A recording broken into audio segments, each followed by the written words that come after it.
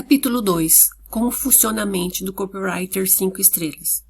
A maior diferença entre um copywriter que tem resultados acima da média é o mesmo, a maneira como eles pensam.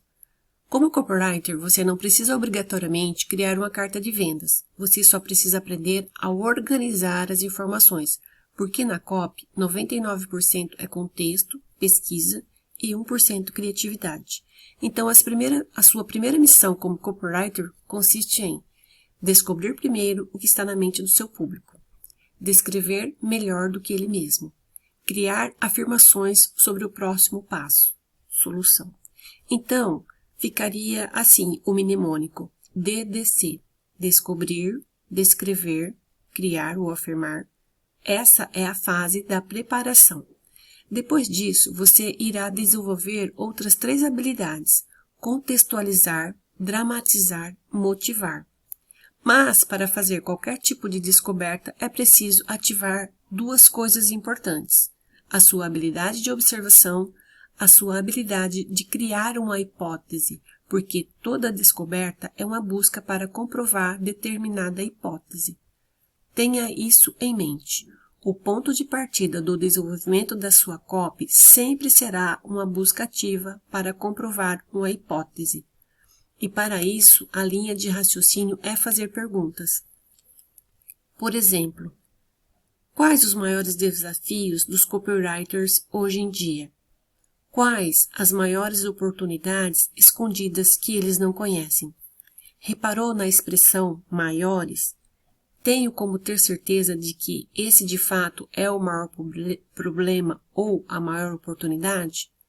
Não tenho. Mas esse é o ponto de partida que gera uma reflexão profunda. E é exatamente essa reflexão profunda que muitos copywriters não fazem a mínima ideia de como fazer, pois na prática é um simples exercício de reflexão e questionamentos. O objetivo é ir jogando várias e várias perguntas, refletindo sobre cada uma delas e fazendo as primeiras anotações. Todo esse planejamento você não precisa ficar sentado digitando. Você pode simplesmente parar e refletir sobre o assunto, ou você pode conversar com alguém, argumentar com outra pessoa, pedir que alguém lhe faça uma entrevista. O mais importante é ativar a sua mente para refletir antes de tentar criar.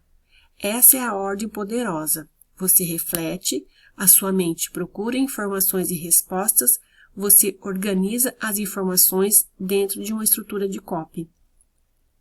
Copy é muito mais organizar informações do que propriamente criar algo. Para um aprofundamento maior em termos de estruturas e templates e processos, há 2 livros ótimos: Não Me Faça Dormir e Agência de Copy. Existe também um outro elemento extremamente importante, antes de avançarmos para as próximas 3 etapas, que é o poder do segundo pensamento. O que ele significa na prática? É o que nós chamamos de devagar, aquilo que você começa a pensar quando deveria estar prestando atenção em outra coisa. Um exemplo mais prático e fora do contexto de copy seria o de Jesus Cristo, pois ele era um mestre no uso da ativação de resposta mental. Quando Jesus fala, qual o pai que o filho pedindo pão lhe dará uma pedra, ou pedir peixe lhe dará uma serpente? É impossível não pensar no pão, pedra, peixe e serpente nesse contexto. Ativou uma resposta mental através de um comando verbal. O ponto-chave é, se você conseguir fazer com que o seu público pare e pense acerca do que você está falando e não apenas te escute, uau! Então, a sua copy precisa fazer o seu público gerar um segundo pensamento, mesmo que no primeiro momento seja, puxa vida, nunca tinha parado para pensar nisso. O poder do segundo pensamento é um dos conceitos mais poderosos de copy que a maioria das pessoas não conhecem. O seu objetivo não é que o seu público decore a sua copy. Você precisa que sentimentos sejam gerados durante a apresentação da sua copy, porque o seu público irá esquecer boa parte dela. Porém, se você ativar o segundo pensamento, é exatamente nesse momento que a copy gruda.